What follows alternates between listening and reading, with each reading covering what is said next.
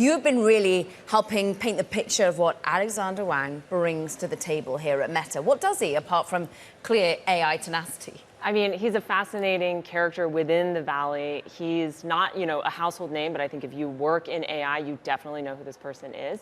He was kind of a, wonder boy in the AI world, started a company when he was still a teenager, went through Y Combinator, and then built Scale AI, which has become this startup that delivers kind of the data infrastructure below these models that we see making headlines. They bring in human contractors to do data labeling, which was an essential part of getting a lot of these models off the ground.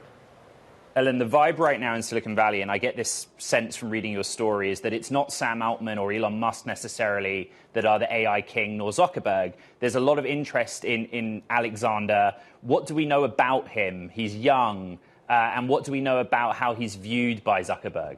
Yeah, so part of what our story discusses is how Alexander, he has a lot of qualifications. He's very smart, but one thing that makes him unique is he's extremely well connected within the Valley. So he is someone who has, recently befriended Mark Zuckerberg. They've spent time together at Zuckerberg's houses in Tahoe and Palo Alto discussing the future of AI. He's also close with Sam Altman. The two of them were roommates back in the pandemic, and they've been friends for a long time. And he's just someone who, you talk to people who know him and they say he knows everyone in AI. He's someone who has been, even Sam Altman once sent a sort of teasing tweet in response to one of Alexander's tweets and said basically you're the person I know who spends the most time flying in and out to go to parties. So someone who really understands the value of having the right network. And it seems like in this case, it led to quite an exit of sorts. We'll call it a quasi-exit for his company Scale. Some VCs are celebrating. Very briefly, Ellen,